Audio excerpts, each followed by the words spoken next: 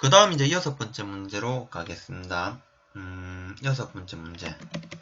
산지 전용에 대한 문제가 되겠습니다. 그 중에서도 복구 설계서에 관한 부분.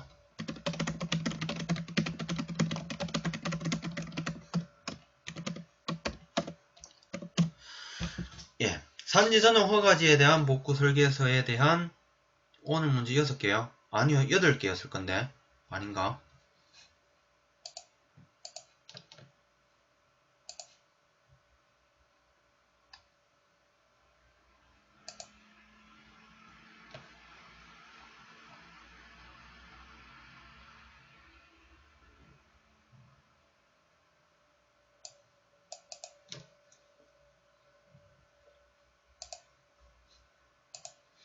아, 그렇군요. 아, 문제 6개였네요.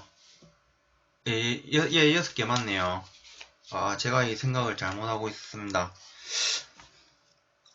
예. 그러면은,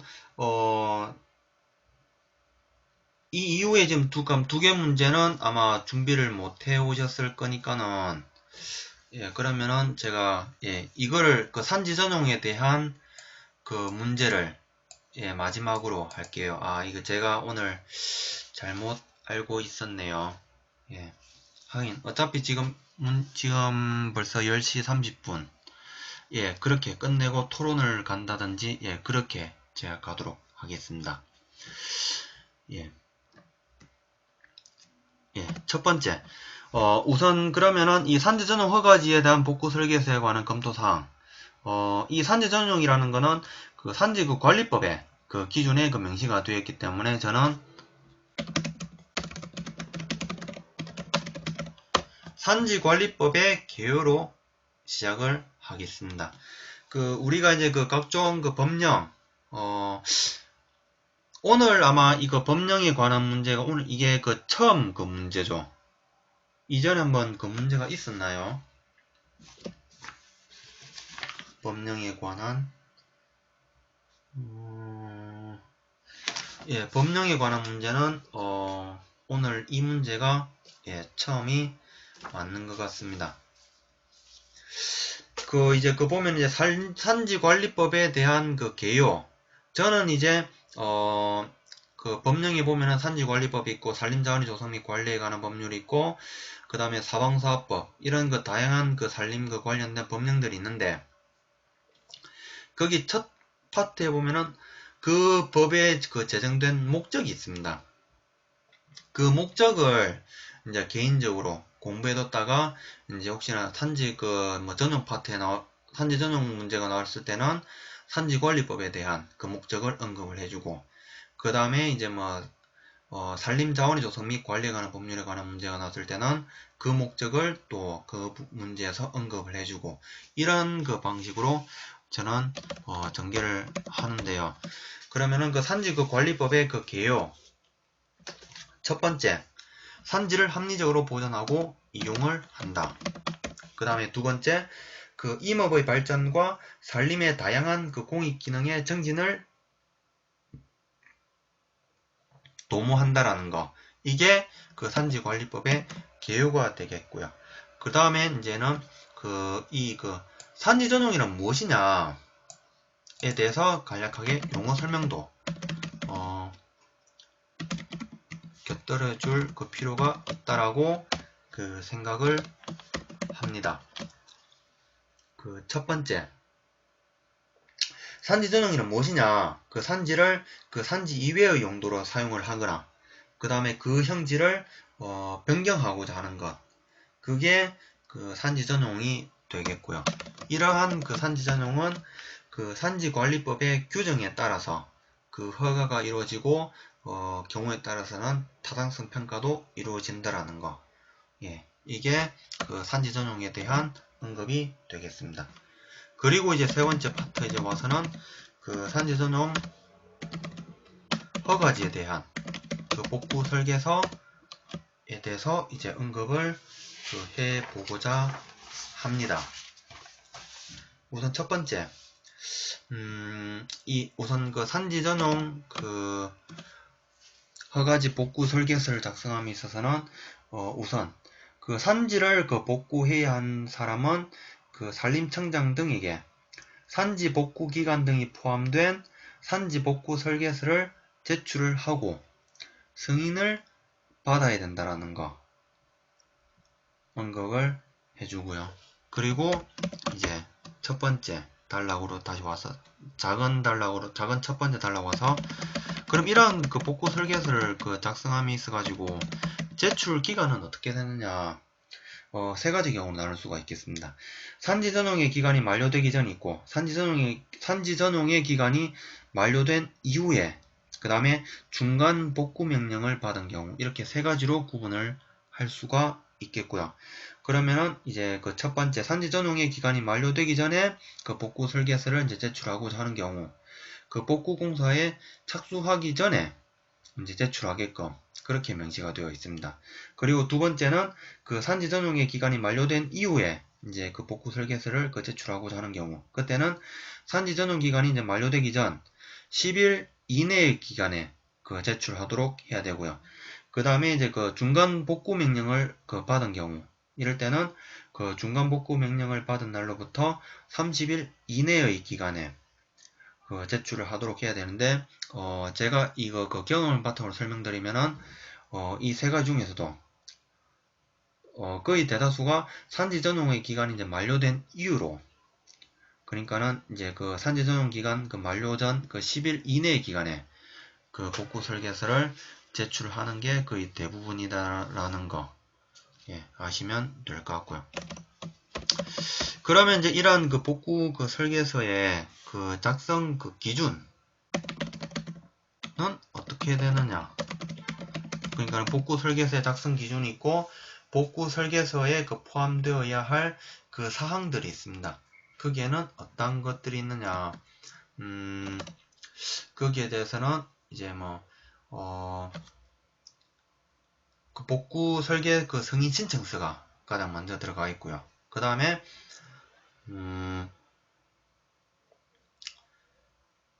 그 다음에 이제 우리 그 설계서하고 그 내용 다 비슷하거든요.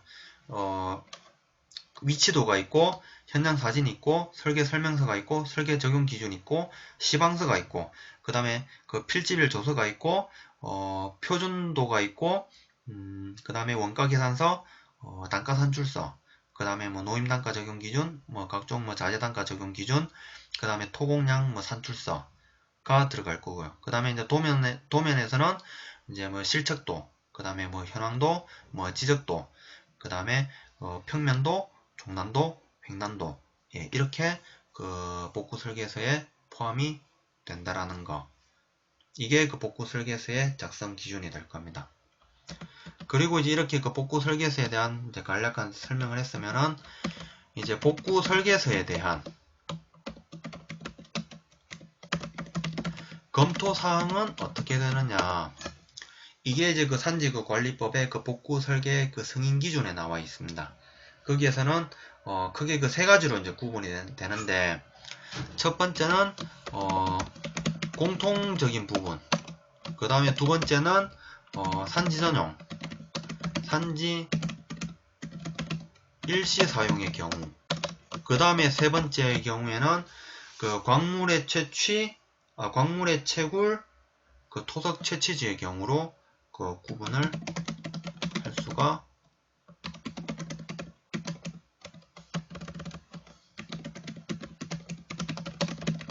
이렇게 그 세 가지로 그 구분을 할 수가 있겠습니다. 그러면 우선 첫 번째 공통적인 부분은 무엇이냐? 첫 번째 그 최초 그 소단의 앞부분은 그 수목을 존치하거나 식재를 해서 녹화를 해야 됩니다. 그 다음에는 그 복구 대상 지역 안에 있는 건축물이라든지 공작물에 대한 철거 또는 이전 계획을 반영해야 되고요. 그 다음에는 목적 사업의 수행을 위해서 산지 전용, 산지 일시 사용되는 산지가 아닌 비탈면은 사방공법으로 복구를 한다라는 거. 그 다음에 적정한 그 공사비를 그 계상한다라는 거. 그 다음에 그 식재 수종은 그 임산과 토질에 적합하게 이제 선정해야 된다라는 거. 이게 그 대표적인 공통사항이 될 수가 있겠습니다. 그 다음에 이제 두 번째 산지 전용, 산지 일시 사용의 경우. 이게 이제 그 다음에 나올 그 광물의 채굴 토덕 채취지의 경우와 조금 차이가 이제 있는 게 그 비탈면의 수직 높이라든지 소단 설치 기준에 있어가지고 약간 좀 상이한 그 차이가 나타낸다고 볼 수가 있겠습니다. 우선 그 산지 전용 산지 일치 사용의 경우에 있어가지고 검토사항 첫 번째는 우선 그 비탈면의 수직 높이는 15m 이하로 한다라는 거. 그 계단식의 경우에는 그 계단 간의 수직 높이를 15m 이하로. 그리고 혹시나 이제 여기에 관한 그 비탈면에 대한 기준이 다른 법령에서 기준을 정하고 있는 경우 그 해당 법령에 이제 따른다라는 거. 이게 첫 번째 내용이 되겠고요. 그 다음에 두 번째. 수직 높이 이제 5m 이하 간격으로 해서 폭 1m 이상의 이제 소단을 설치하게끔 되어 있습니다.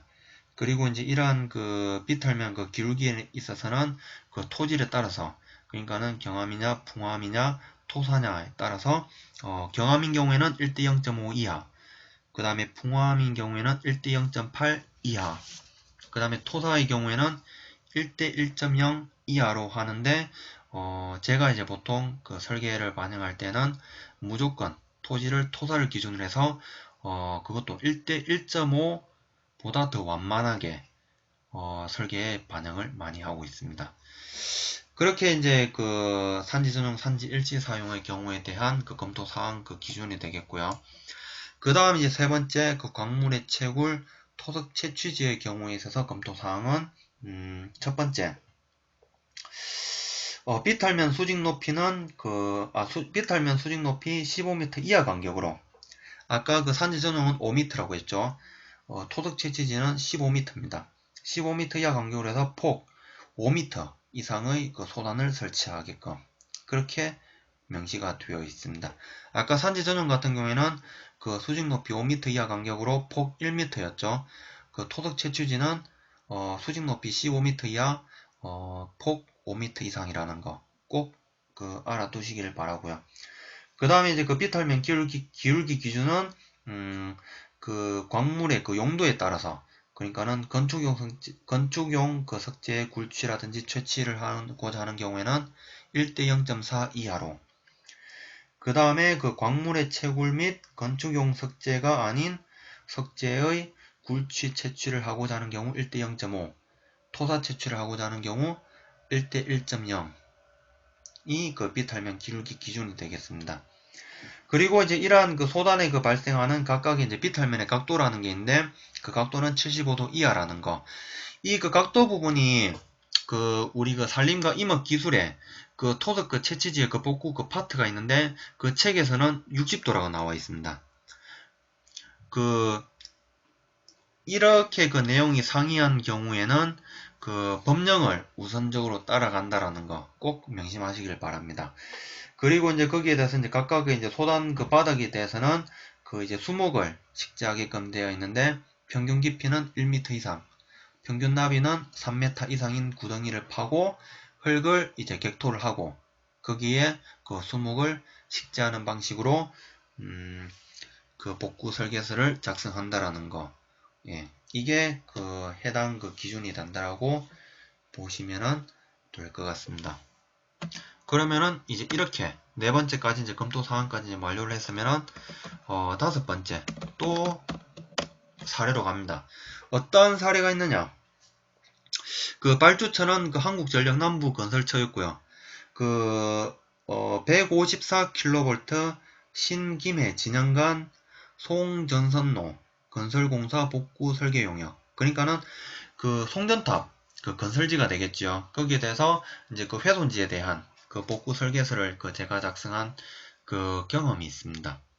그러면은 거기에 대해서 어떻게 그 복구 설계서를 작성했느냐 라고 하니까는 우선 그 산지관리법에 따른 그 복구 설계서 성인 기준에 준해서 복구 설계서를 작성을 했습니다. 비탈면 상부에서는 산마루 척구를 설치를 하고요.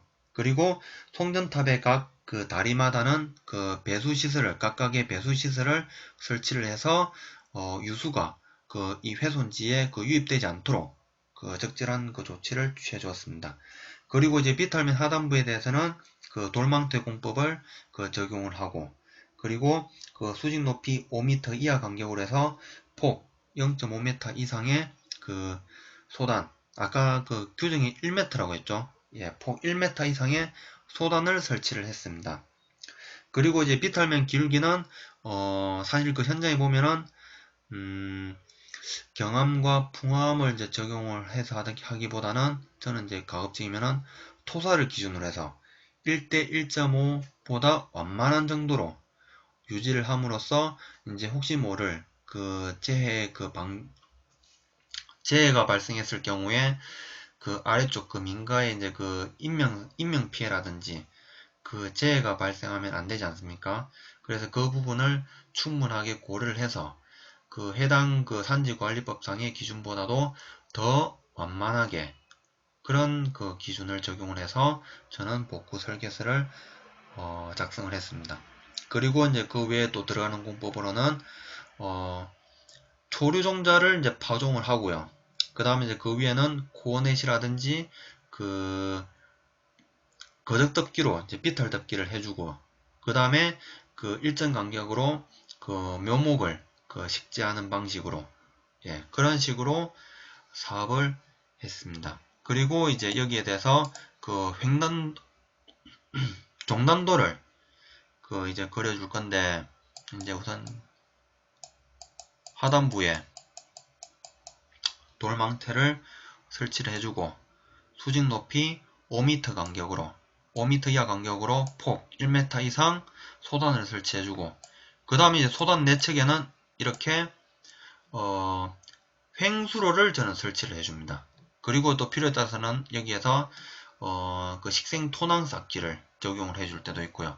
이게 이제 가장 그 기본적인 거는 수직 높이 5m 이하 간격으로 해서 폭 1m 이상 소단 설치해주고, 소단 내측에는 그 횡수로 설치를 해주고요. 그리고 또 수직 높이 5m 정도 올라가서 폭 1m 이상의 그 소단을 설치를 해주고, 또 내수로를 또 설치하고, 그리고 이제 위에 상부까지 이제 올리고 나서는 이제 위에는 상부에서는 이게 이제 산마루 척구라고,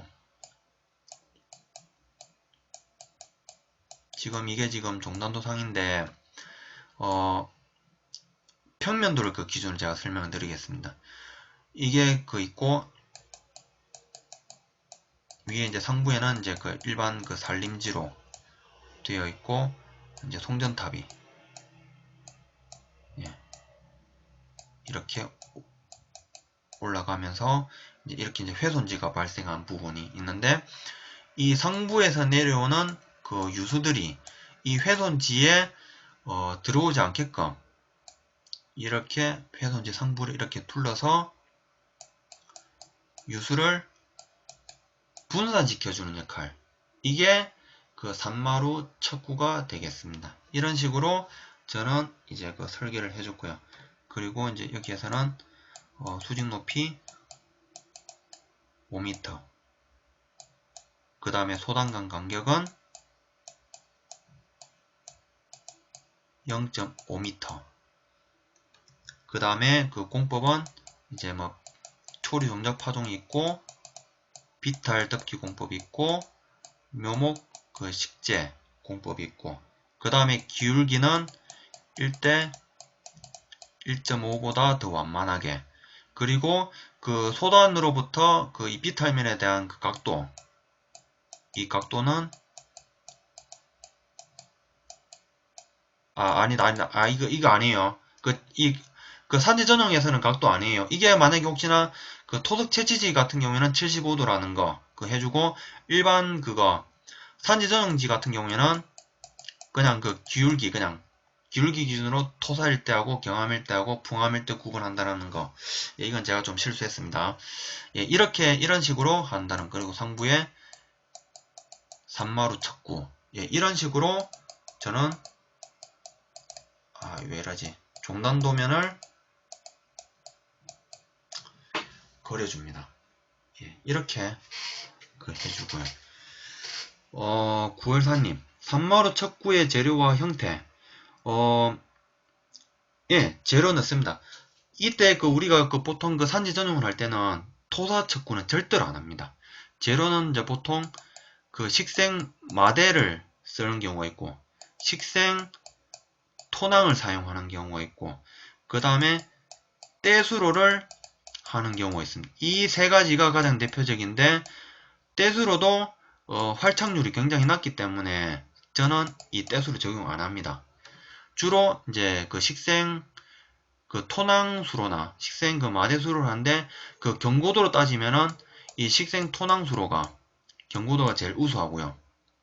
마대수로가 거의 한 중간 정도라고 보시면 될 것 같고, 근데 이제 비용적인 측면에서는 식생 토낭수로가 역시 더 비쌉니다. 예, 이 부분 이제 감안해가지고 이제 사업비 이제 뭐 그 발주처 한국전력청하고도 협의를 하고 그 다음에 이제 그 김해시청에서 그 인허가 그 담당 부서하고도 이제 협의를 해서 이제 어떤 공법을 적용할 것인지 그리고 기울기는 어떻게 할 것인지 그리고 각종 공법 그 다음에 이런 그 공작물의 배치 이제 협의를 하고 예, 이렇게 이제 그 복구 설계서가 작성이 이루어진다라는 거 예, 아시면은 될 것 같아요. 저는 송전탑 그 건설지에 대해서 이렇게 그 설계를 했다라는 거 예, 생각하시면 될 거고요. 이제 이 부분에 대해서도 이게 꼭 정답이라는 건 없어요. 그냥 그 복구 설계서 승인 기준에만 부합을 하면서 그 각자 그 설계자 그 스타일이 있겠죠. 그 스타일에 맞게끔 그 발주처하고 협의를 해서 그 적용을 하면 될 겁니다. 예. 그렇게 이제 사례를 언급을 해주고 그런데 이제 이런 그 사례를 이제 바탕으로 이제 사업을 하다 보니까는 제가 생각하는 문제점이 있었습니다. 문제점이 어떤 것들이 있었냐 라고 하니까는 그 비탈면 그 기울기 기준에 대한 그 적용 부분이 있는데 이게 지금 그 복구 설계서를 그 작성할 때는 산지관리법을 적용을 하고요. 그런데 이제 그 우리가 임도 설치를 할 때 그 절성토사면에 대한 비탈면 기울기는 산림자원 조성 및 관리에 관한 법률 그 산림 그 관리 기반 시설의 설계 및 시공 기준에 그 명시가 되어 있고요. 임도는 그리고 이제 우리가 또 사방 사업을 하고자 하는 경우에는 사방사업법에 그 비탈면 그 기울기 기준을 적용을 합니다. 그런데 이게 이제 어떠한 그 문제점이 있느냐? 물론 그 같은 그 산림 사업에 있어서도 일관성이 좀 부족하다는 점.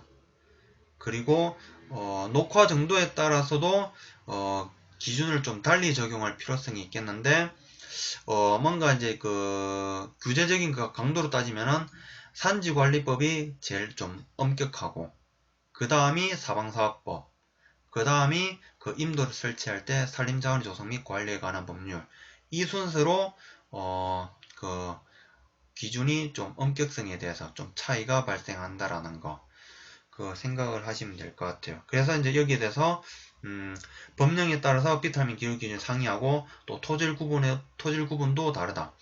그 산지관리법에서는 경암하고 풍암, 토사로 구분했지요. 저쪽에 뭐 사방사업법이라든지 산림자원의 조성 및 관리에 관한 법률에는 경암하고 연암하고 토사로 이렇게 구분을 합니다. 경암하고 또 풍암이 좀 다르다는 거. 그 다음에 이제 또 우리 이 산림 파트가 아닌 저기 토목 파트로 잠깐 언급을 해볼게요. 토목 쪽에 그 시방스가 있는데 거기에 대한 그 비탈면 기울기 기준을 보면은 또 경사길에 따라서 또 그 기울기 기준을 다르게 또 적용을 하고 있습니다. 그 부분에 대해서 저는 이거를 언급해 줄 것 같아요. 그러면은 이렇게 이제 문제점을 제시를 했으면은 개선 또 방안이 또 나와야 되겠죠. 그럼 여기에 대해서 개선 방안은 어떤 것들이 있겠느냐. 우선 그 비탈면 기울기 기준을 적용을 함에 있어가지고 각 그 법령별 그 일관성이 좀 필요하다라는 거. 그게 첫 번째가 되겠고요. 그 다음에 이제 두 번째로 와서는 그 비탈면에 대해서 뭐 녹화 정도라든지 그 다음에 경사면의 길이라든지 토질 상태 이런 부분을 종합적으로 고려를 해서 이에 합당한 그 기울기 기준을 적용할 필요성이 있다라는 거. 이게 제가 생각하는 개선 방안입니다. 그리고 이제 마지막으로 이제 8번 결론 부분 내려와서 이러한 그 복구 설계서를 작성을 함에 있어서 이제 그 경제적인 그 비용적인 측면보다는 환경 경관적인 측면을 더 유의해서 재해로 인한 인명상이라든지 재산상의 그 피해가 발생하지 않도록 우리 그 책임 기술자로서 책임의식과 사명의식을 가져야 함을 항상 그 깨닫고 있다라고, 예, 이렇게 저는 이 문제에 대해서 마무리를 지을 것 같습니다. 저는 이제 이렇게 답안을 작성을 하고요. 그 다음에 그 이제 CSW님, 예, 우선 첫 번째, 예, 이 문제에 대한 난이도, 이 문제 꽤 많이 나옵니다. 이 문제도 산지 전용 그 허가지에 대한 복구 설계서에 관한 검토 사항을 설명하시오 문제가 한번 나온 적이 있었고요. 그 다음에 이 검토 사항 그 세 가지 중에서도 산지 전용, 산지 일시 사용에 대한 그 검토 사항을 설명하라는 문제도 있었고, 예, 그렇게 그런 유형으로 해서 과거에 세 문제가 나왔기 때문에 굉장히 중요합니다. 별표 3개입니다. 별표 3개. 예, 꼭 알아두시기를 바랍니다. 특히 제가 이번에 문제를 선별할 때는 최소 2번 이상 나왔던 문제들로 선별했는데 아마도 이번 달 오늘 6월 9일이지 않습니까? 이번 달에 다룰 문제는 꼭 알고 넘어가야 될 중요한 문제라는 거, 예, 꼭 알아두시면은 좋을 거예요. 예, 다시 CSW님, 여기 답안지 와서, 바로 첫 번째, 복구 설계서 승인 기준 가서 공통사항. 그 다음에, 두 번째, 산지 전용 산지 일시 사용의 경우. 그 다음에 세 번째, 광물의 채굴, 토덕 채취의 경우. 예, 이렇게 세 가지 해가지고, 예, 쭉 내라 산지관리법에 있는 내용이겠죠. 예, 저랑 큰 내용이 상이한 내용은 없는 것 같습니다. 예, 이렇게 하시면서 이제 혹시나 이제 사실 이 내용적인 부분을 갖다가 100% 다 적는다는 다 보장은 아마 없을 거거든요. 거기에 대해서 이제 내용을 이제 좀 혹시나 또 모르는 문제가 나왔을 때 그런 경우를 감안했을 때는 아까 제가 처음에 언급해드렸던 1번 산지관리법의 개요, 2번 산지전용의 개요, 그 다음에 이제 산지전용 복구 설계서 작성 기준, 그 다음에 산지전용 허가지 복구 설계서에 관한 검토 사항 세 가지, 그 다음에 사례, 문제점, 개선 방안, 결론. 예, 이 구성으로 계속 연습을 하시는 게 좀 도움되지 않을까, 예, 그런 생각을 가지고 있습니다. 이상 이렇게 오늘 마지막 문제 6번까지, 예,